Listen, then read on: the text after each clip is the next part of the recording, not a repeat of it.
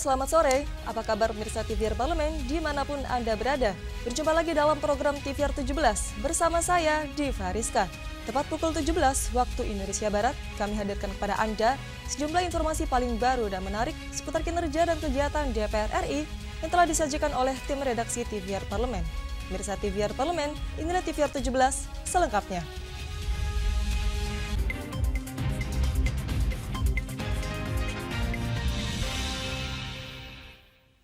Sekretariat Jenderal DPR RI pada pagi tadi mengadakan pelantikan pejabat. Sekretaris Jenderal DPR RI, Indra Iskandar, berharap pejabat Setjen yang dilantik dapat terus memperbaiki sistem layanan di bidang masing-masing, serta dapat menuntaskan agenda yang sudah dicanangkan oleh anggota Dewan. Sekjen DPR RI melantik pejabat pimpinan tinggi Pratama, administrator, pengawas, dan fungsional sejumlah 42 orang.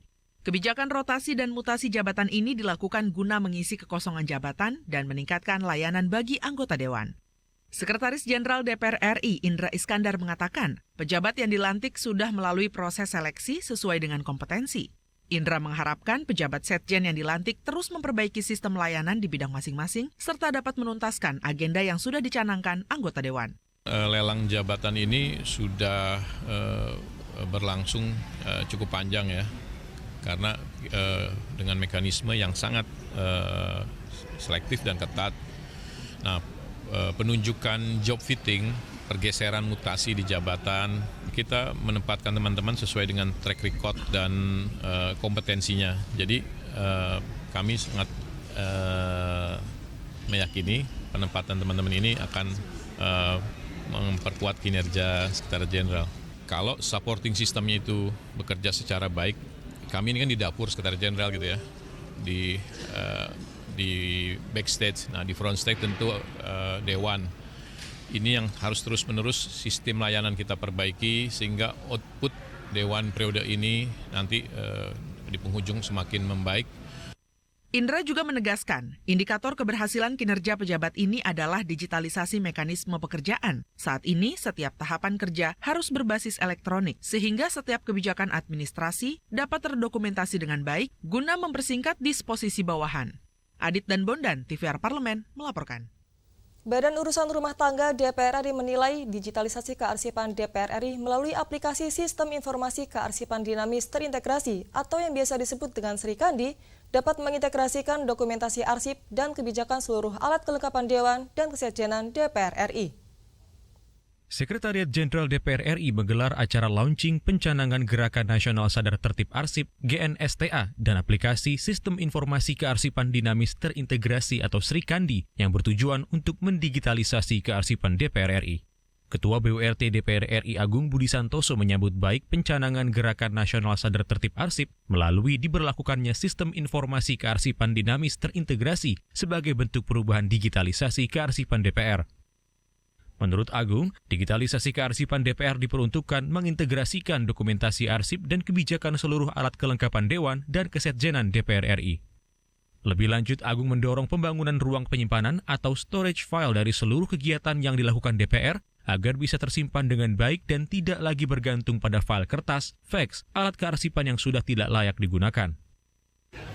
Harapan saya ke depan ini ada storage khusus untuk arsip yang ada di DPR. Jadi mungkin secara fisik ya ada di masing-masing AKD, tapi secara digital ada di penyimpanan di DPR. Ini tentunya perlu dukungan ya mungkin jaringan dari BDTI, perlu juga satu storage yang cukup banyak ya, karena bisa dikatakan setiap hari DPR itu mengeluarkan satu produk politik dalam bentuk paling ringan adalah kesimpulan rapat, ya kan? Nah tentunya ini harus diarsipkan dengan baik. BURT DPR RI terus mendukung Sekretariat Jenderal DPR RI meningkatkan sistem pengelolaan arsip agar tertata dan tersimpan dengan baik, serta mempermudah akses bagi kalangan yang membutuhkan. Arif Naka, TVR Parlemen, melaporkan. Badan Kerjasama Antar Parlemen DPR RI berharap pengalaman Indonesia dalam mengelola perbedaan, khususnya perbedaan beragama, dapat mendorong Indonesia juga untuk menciptakan kerukunan umat beragama dalam forum internasional.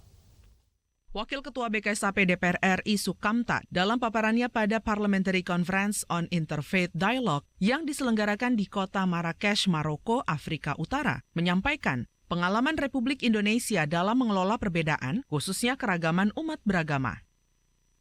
Sukamta menyebut dengan berbagai macam perbedaan yang ada di Indonesia, Pancasila sebagai prinsip bernegara telah mendorong Indonesia untuk mengakomodir dan menjamin segala bentuk keragaman, termasuk perbedaan beragama untuk tetap hidup dalam kerukunan, sehingga menjadikan Indonesia sebagai negara yang memiliki pengalaman mengelola perbedaan hingga menciptakan kerukunan umat beragama.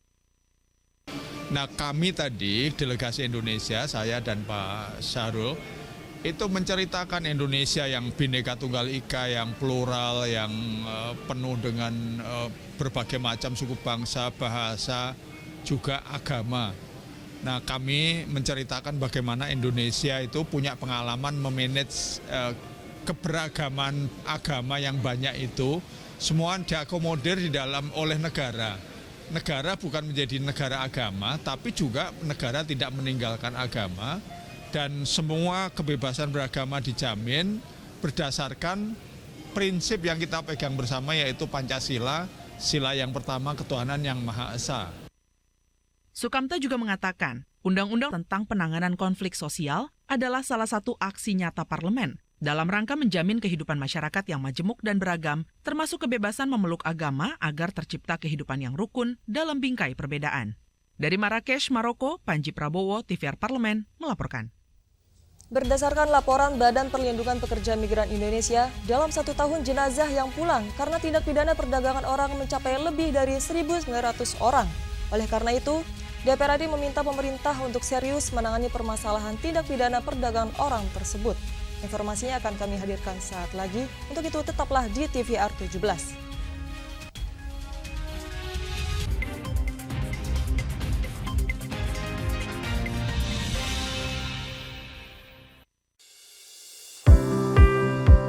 Mengenal tugas dan fungsi DPR RI. Dewan Perwakilan Rakyat atau DPR adalah lembaga negara yang mewakili aspirasi rakyat. Kehadiran DPR RI merupakan salah satu bukti bahwa Indonesia merupakan negara demokrasi. Sebagai salah satu lembaga perwakilan rakyat, apa saja tugas dan fungsi yang diemban DPR RI?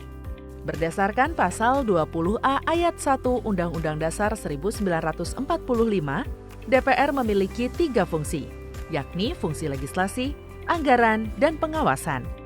Tugas dan wewenang DPR berbeda untuk setiap fungsinya. Yang pertama, fungsi legislasi. Menyusun program legislasi nasional atau prolegnas, menyusun dan membahas rancangan undang-undang, menerima rancangan undang-undang yang diajukan oleh DPD, membahas rancangan undang-undang yang diusulkan oleh Presiden ataupun DPD, menetapkan undang-undang bersama dengan Presiden, menyetujui atau tidak menyetujui peraturan pemerintah pengganti undang-undang yang diajukan oleh Presiden untuk ditetapkan menjadi undang-undang. Yang kedua, fungsi anggaran. Memberikan persetujuan atas rancangan undang-undang tentang APBN yang diajukan oleh Presiden. Memberikan persetujuan terhadap pemindahntanganan aset negara maupun terhadap perjanjian yang berdampak luas bagi kehidupan rakyat yang terkait dengan beban keuangan negara. Menindaklanjuti hasil pemeriksaan atas pengelolaan dan tanggung jawab keuangan negara yang disampaikan oleh BPK. Memperhatikan pertimbangan DPD atas rancangan undang-undang tentang APBN dan rancangan undang-undang terkait pajak, pendidikan, dan agama. Yang ketiga, fungsi pengawasan. Fungsi pengawasan, DPR bertugas melakukan pengawasan terhadap pelaksanaan undang-undang APBN dan kebijakan pemerintah, serta membahas dan menindaklanjuti hasil pengawasan yang disampaikan oleh DPD. Demikian penjelasan tentang tugas dan fungsi DPR menurut undang-undang. Informasi ini dipersembahkan oleh TV dan Radio Parlemen, Biro Pemberitaan Parlemen, dan Sekretariat Jenderal DPR RI.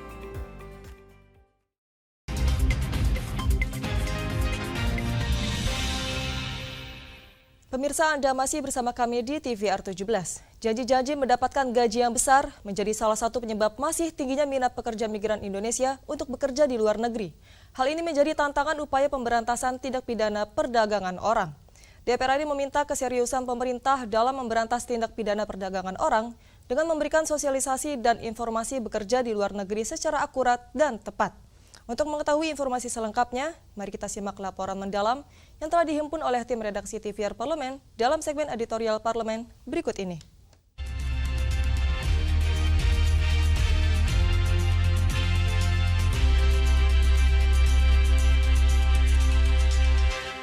Saya tegaskan bahwa kejahatan perdagangan manusia harus diberantas tuntas, dari hulunya sampai ke hilir.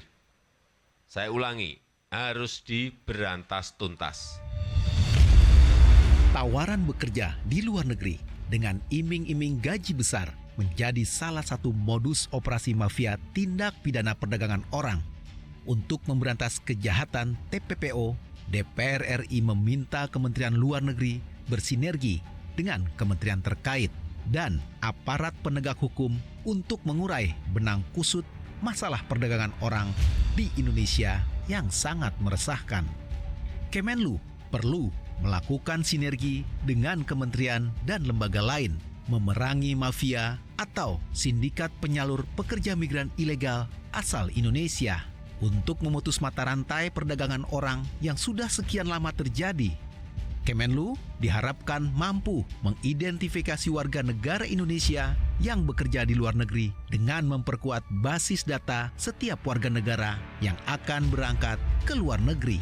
Hal ini diperlukan untuk meminimalisir jumlah korban agar tidak terjerat dalam lingkaran mafia perdagangan orang. Nah, ini tentu saja kejelian dari Kemlu, kemudian imigrasi juga dalam mengeluarkan paspor dan kemudian mengeluarkan izin ke luar negeri begitu ya. Ini tentu saja bisa diantisipasi dari awal gitu. Kalau memang mereka jeli, ya tentu saja dibutuhkan kejelian ya. Jadi saya kira yang namanya mafia ini tentu saja melibatkan lah banyak unsur ya. Oleh karena itu perlu sinergitas dari instansi-instansi terkait untuk menelusuri siapa-siapa saja oknum yang bermain di dalamnya begitu, sehingga mereka bisa terlibat dalam memberangkatkan orang, kemudian terjadi tindak pidana perdagangan orang begitu ya, TPPO ini jadi ya kalau misalnya satu orang 2 kali jatuh dalam lubang yang sama, artinya ini bukan lagi accident, tapi ini betul-betul disengaja menurut saya. Selain melakukan sinergi antar kementerian dan lembaga terkait, DPR juga mendukung restrukturisasi Satuan Tugas Pemberantasan dan Pencegahan Tindak Pidana Perdagangan Orang atau TPPO yang digawangi Kapolri Jenderal Polisi Listio Sigit Prabowo. Satgas TPPO yang dibentuk diharapkan bisa menjalankan tugasnya dengan maksimal. Bukan hanya dalam menjalankan tugas penyelamatan korban perdagangan orang, tetapi juga mendeteksi dan mencegah sejak dini potensi TPPO. Satgas TPPO ini melaksanakan tugasnya adalah lebih banyak untuk kita mendeteksi dan kita mencegah dari awal. Itu yang penting. Jangan sampai sudah kejadian baru kita bekerja untuk mengatasi seperti pemadam kebakaran. Ini yang saya maksud, supaya Satgas ini dapat bekerja secara efektif. Kalau bisa dicegah dari dalam, tentu ini lebih baik. Kita harus serius menanganinya, tidak bermain-main soal ini. Jadi kalau ada aparat yang terlibat sekalipun, saya tidak berani mencontohkan ada aparat terlibat di dalamnya. Tapi kalau terdapat aparat terlibat, diberi tindakan yang tegas. Bukannya sekedar pemecatan, kalau perlu sampai tindakan pidana. Ada banyak faktor penyebab TPPO terus berulang di tengah masyarakat, khususnya menimpa masyarakat di daerah. Faktor ekonomi dan akses pendidikan yang terbatas menjadi pemicu mudahnya TPPO dilakukan oleh oknum yang memanfaatkan keadaan. Untuk itu, pihak kepolisian harus aktif turun langsung ke masyarakat melakukan kegiatan pencegahan. Salah satunya dengan memberikan edukasi dan pemahaman kepada orang tua, mengingat banyak anak di bawah umur yang saat ini menjadi korban perdagangan orang. Soal TPPO atau human trafficking kan, apalagi kalau korbannya adalah anak-anak di bawah umur, itu tidak hanya dilakukan di hilir ya, hulu hilir. Tapi hulunya juga dengan memberikan advokasi terhadap orang tua untuk tidak terjebak dengan rayuan-rayuan para oknum-oknum yang menjadi oknum TPPO tersebut. Jalan terjal mengurai kasus tindak pidana perdagangan orang tak boleh menyurutkan upaya pemerintah dalam memerangi mafia TPPO hingga ke akar-akarnya. Presiden Joko Widodo beserta jajarannya diminta segera mengambil langkah cepat mencegah serta memberantas tindak pidana perdagangan orang yang kian hari kian meresahkan.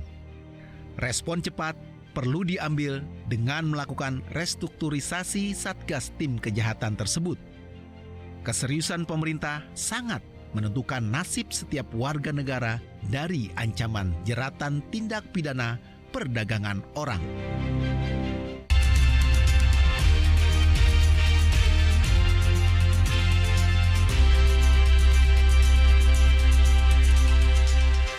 Menteri Badan Usaha milik negara Erick Thohir mengusulkan penyertaan modal negara non-tunai untuk 8 perusahaan plat merah sebesar 57 triliun rupiah pada tahun 2024. Saksikan informasi selengkapnya. Untuk itu jangan kemana-mana, tetaplah bersama kami di TVR 17.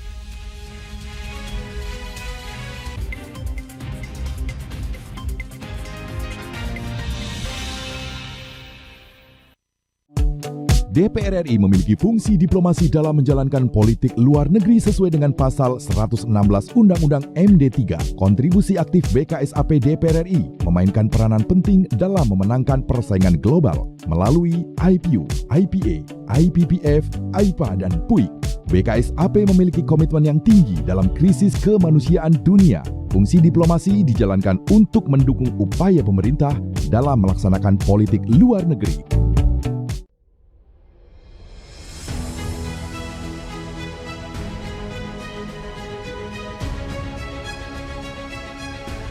Pemirsa TVR Parlemen, inilah TVR 09 edisi Rabu 20. Optimis, Indonesia mampu mengatasi ancaman tersebut. Serangkaian peristiwa penting setiap hari di Indonesia. Kami pilihkan topik-topik terkini dengan menyajikan fakta yang dapat dipercaya. Kami hadirkan di layar kaca Anda. Bukan hanya sekedar informasi, tapi menginspirasi bagi kita semua. TVR 09 hadir setiap Senin sampai Jumat pukul 9 pagi hanya di TVR Parlemen. Referensi berita untuk Indonesia.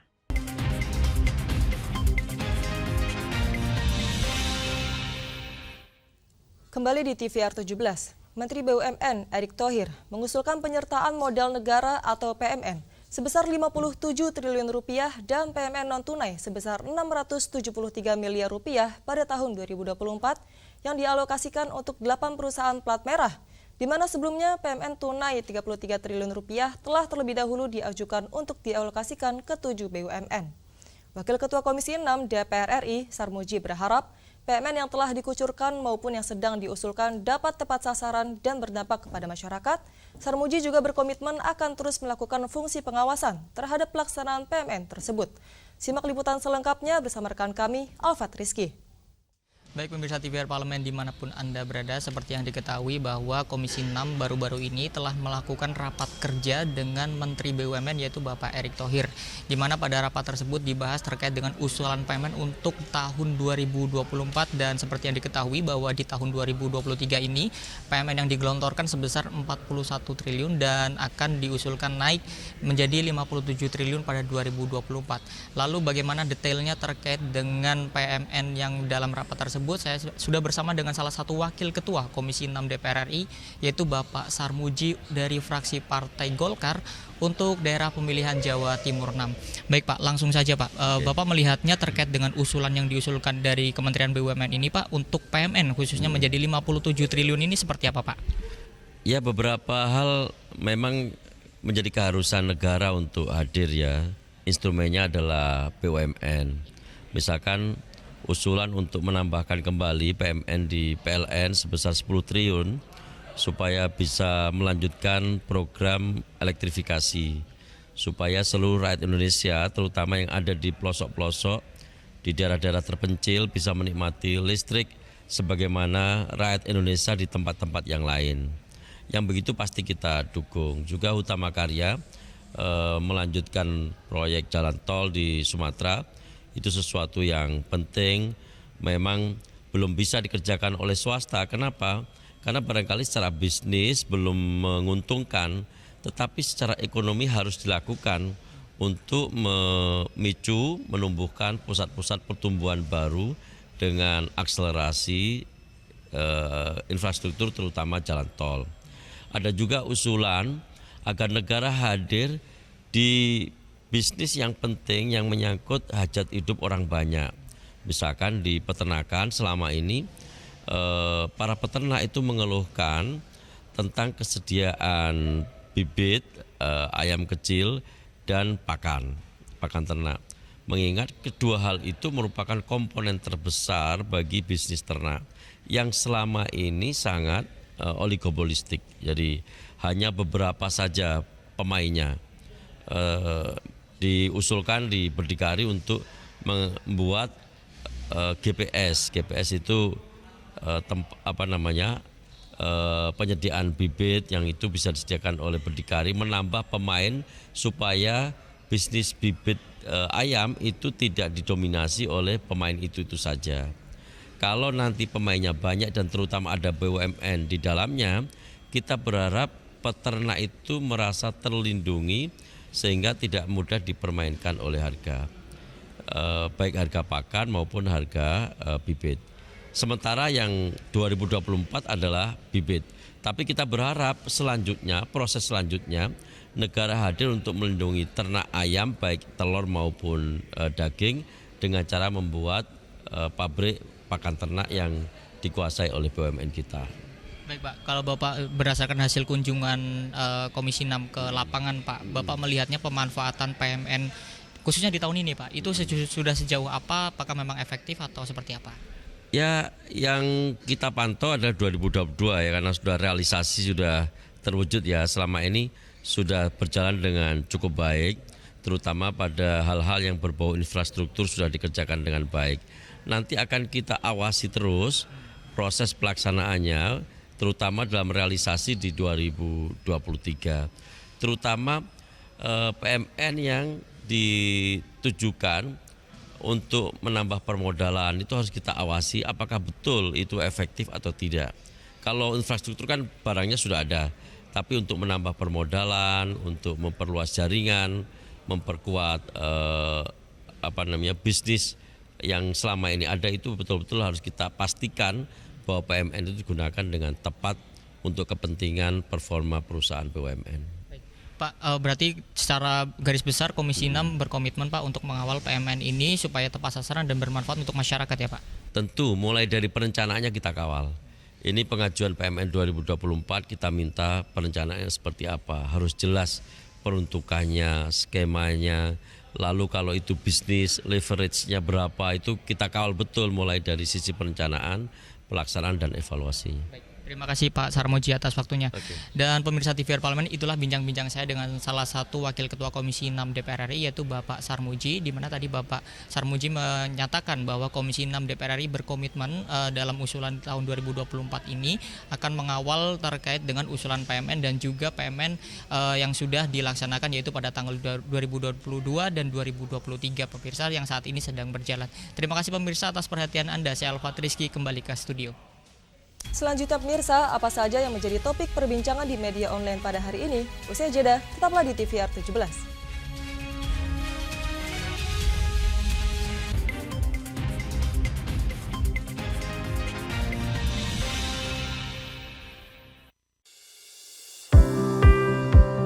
Mengenal tugas dan fungsi DPR RI. Dewan Perwakilan Rakyat atau DPR adalah lembaga negara yang mewakili aspirasi rakyat. Kehadiran DPR RI merupakan salah satu bukti bahwa Indonesia merupakan negara demokrasi. Sebagai salah satu lembaga perwakilan rakyat, apa saja tugas dan fungsi yang diemban DPR RI? Berdasarkan pasal 20A ayat 1 Undang-Undang Dasar 1945, DPR memiliki 3 fungsi, yakni fungsi legislasi, anggaran, dan pengawasan. Tugas dan wewenang DPR berbeda untuk setiap fungsinya. Yang pertama, fungsi legislasi. menyusun program legislasi nasional atau prolegnas, menyusun dan membahas rancangan undang-undang, menerima rancangan undang-undang yang diajukan oleh DPD, membahas rancangan undang-undang yang diusulkan oleh Presiden ataupun DPD, menetapkan undang-undang bersama dengan Presiden, menyetujui atau tidak menyetujui peraturan pemerintah pengganti undang-undang yang diajukan oleh Presiden untuk ditetapkan menjadi undang-undang. Yang kedua, fungsi anggaran. Memberikan persetujuan atas rancangan undang-undang tentang APBN yang diajukan oleh Presiden. Memberikan persetujuan terhadap pemindahtanganan aset negara maupun terhadap perjanjian yang berdampak luas bagi kehidupan rakyat yang terkait dengan beban keuangan negara.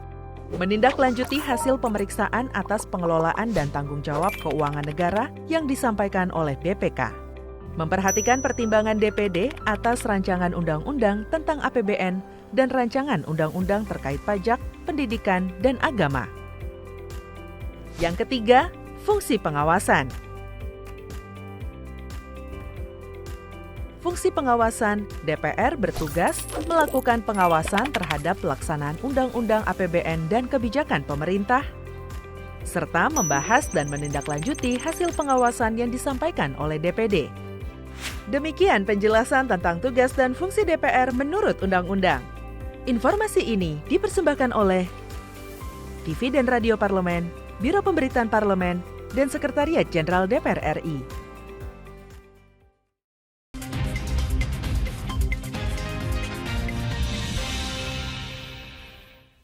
Pemirsa, kembali di TVR 17. Pemirsa TVR Parlemen, kali ini kita masuk ke segmen media nasional. Mari kita simak isu apa saja yang menjadi sorotan media serta tanggapan dari sejumlah anggota Dewan bersama rekan kami, Fitian Aunila.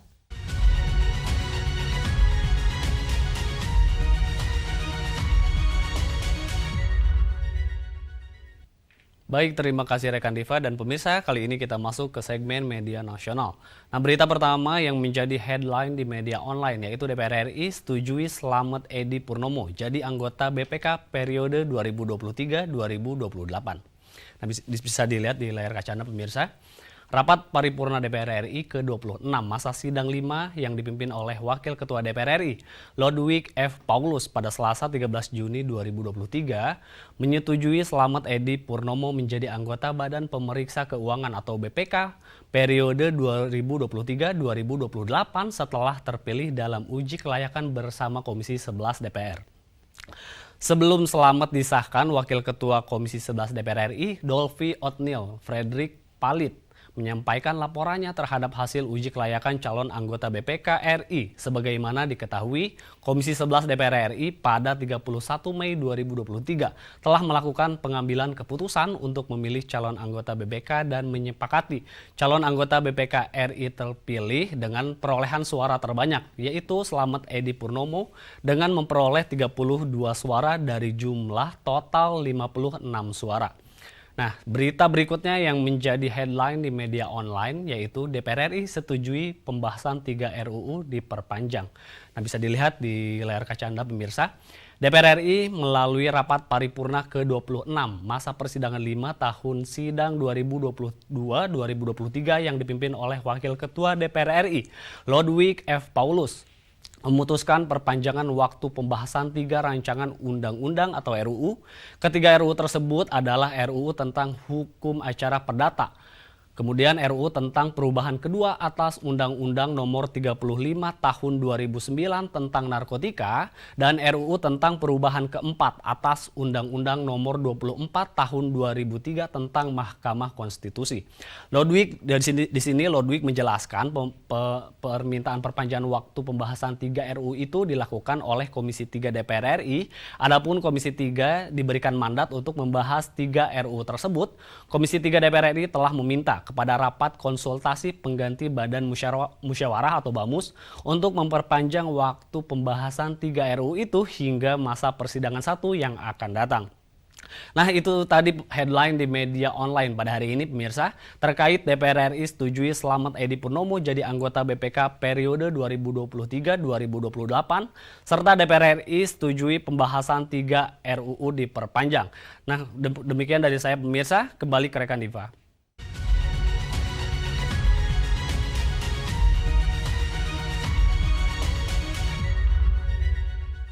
Terima kasih rekan Fitian yang telah menyampaikan sejumlah sorotan dari media online nasional pada hari ini.